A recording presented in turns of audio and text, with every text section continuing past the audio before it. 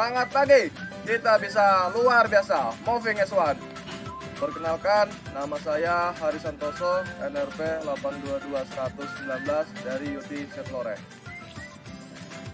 Pada kesempatan kali ini, saya akan membawakan video sertifikasi yang menjelaskan proses pekerjaan remove and install engine pada unit HD785-7.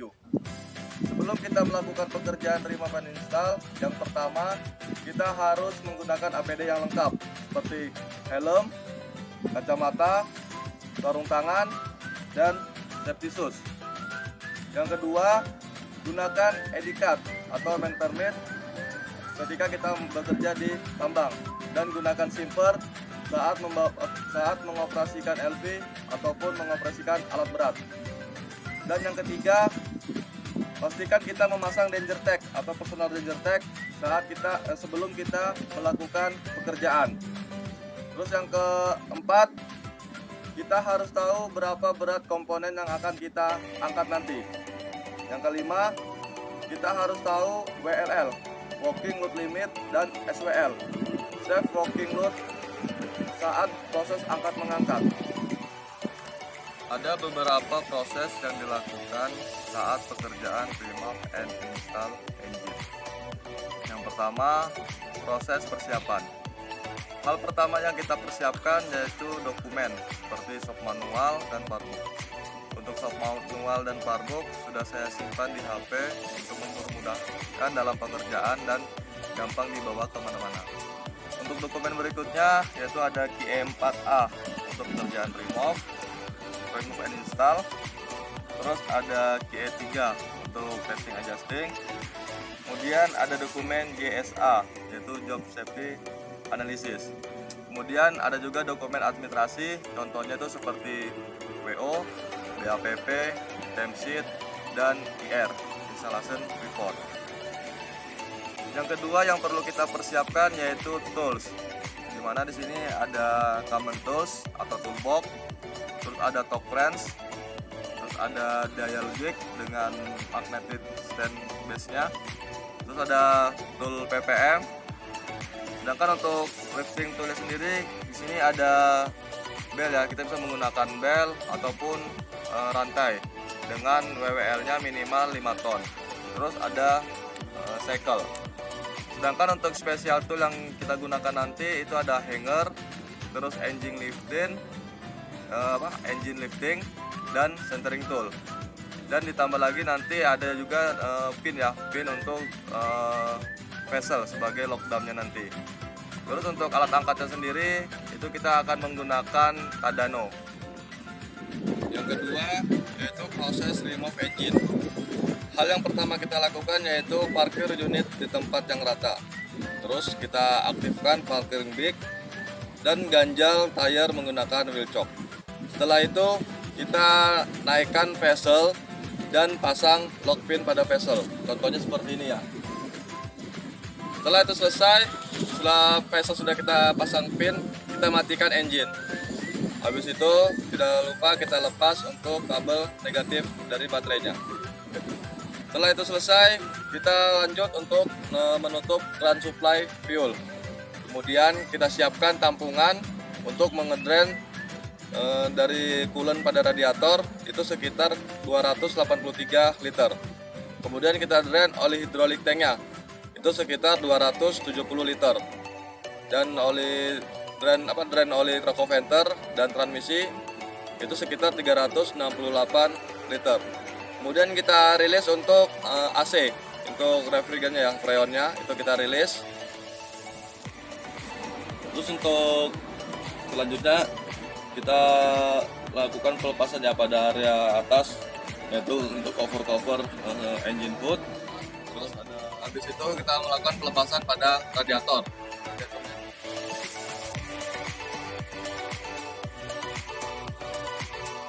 Setelah itu kita lanjut proses remove pada engine.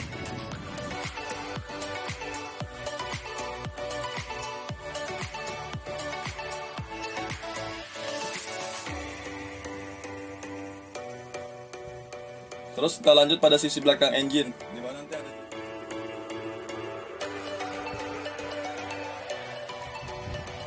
Critical point saat kita melakukan proses remove engine, yang pertama yaitu lakukan marking sebelum melepas hose, piping ataupun bearing yang ada pada engine.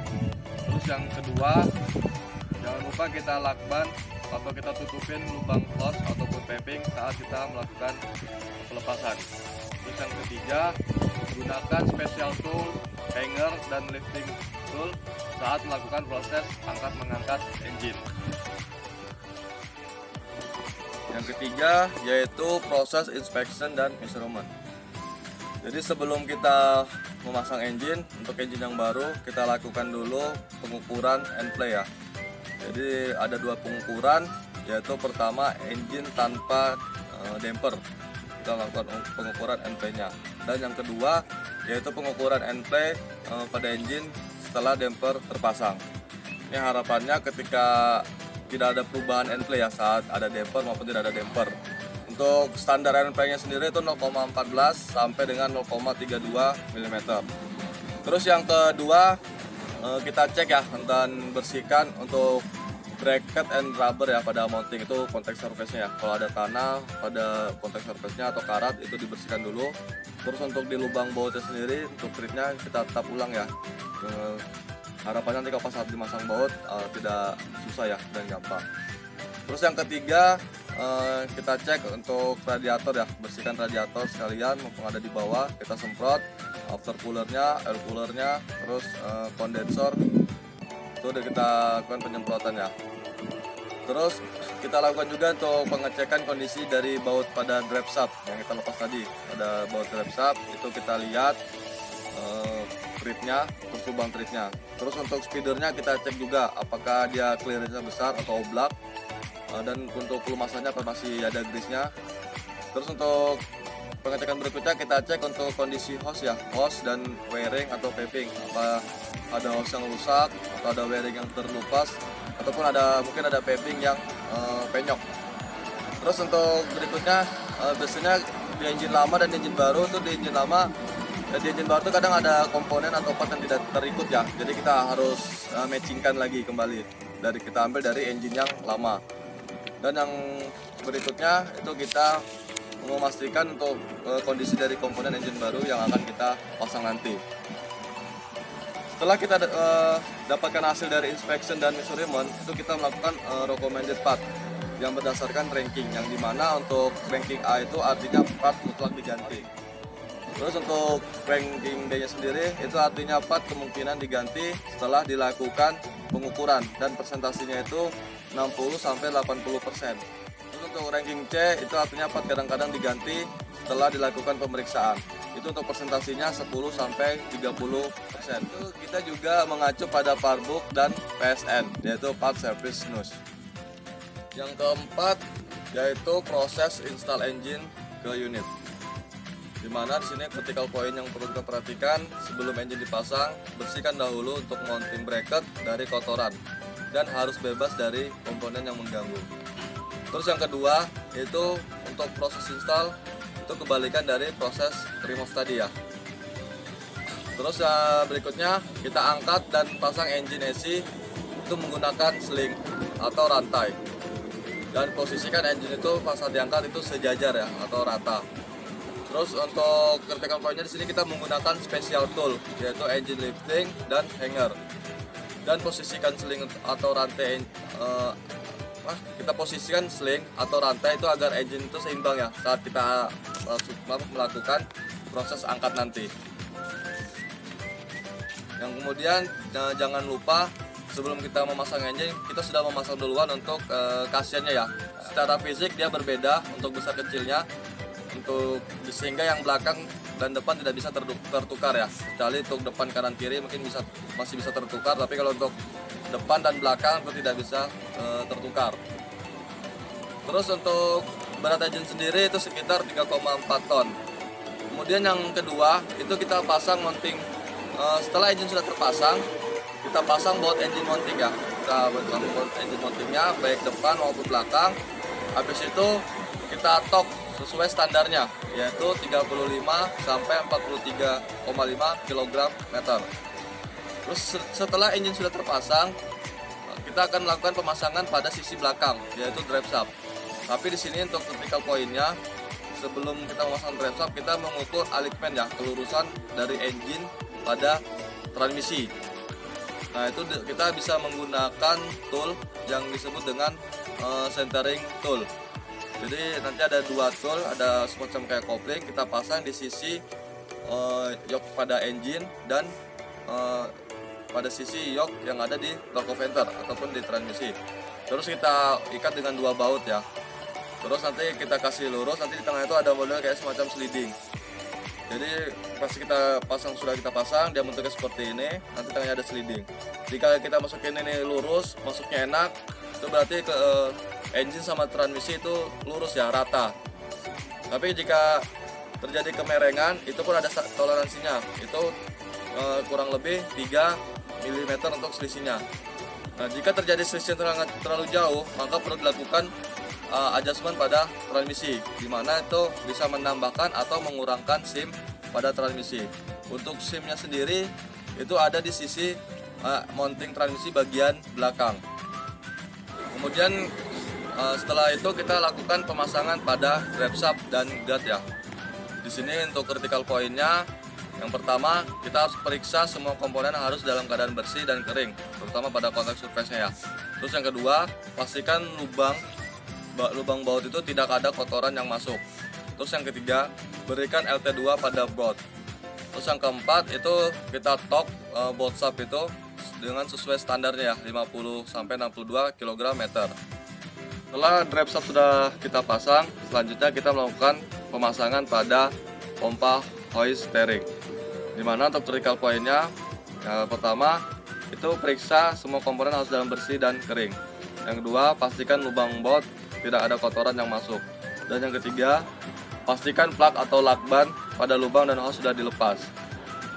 Untuk proses install steering pump, itu kebalikan dari proses remove steering pump.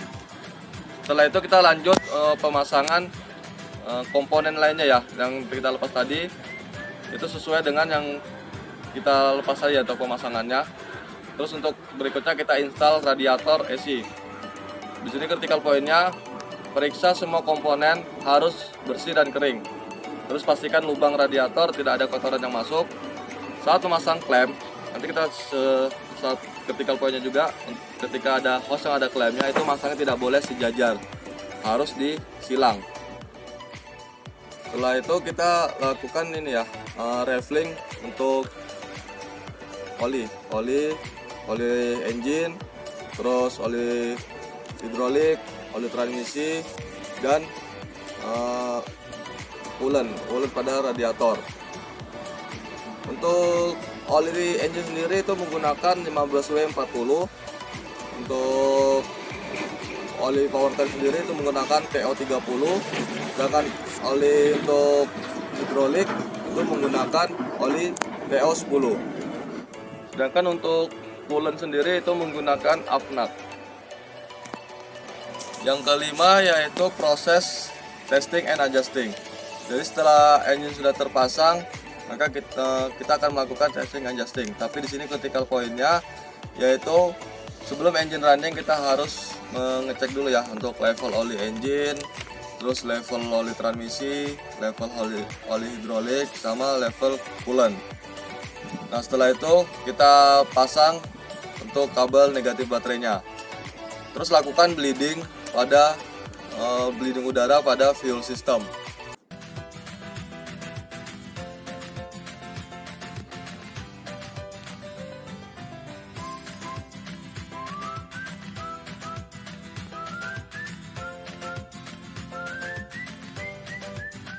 Kita lakukan pengecekan dan kekencangan bel dari alternator maupun AC.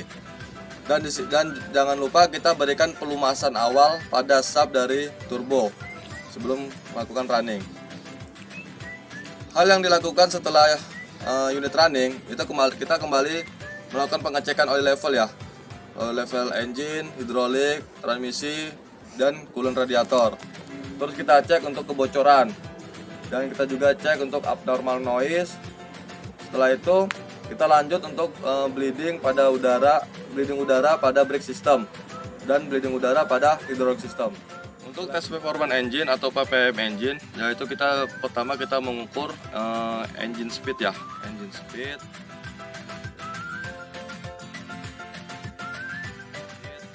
Terus engine oil pressure,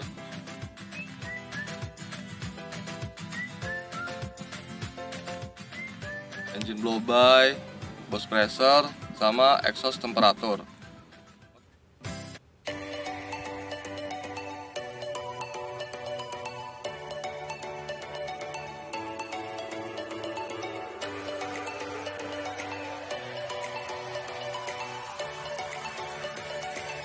Demikian video sertifikasi saya mengenai pekerjaan remove and install engine pada unit HD785-7.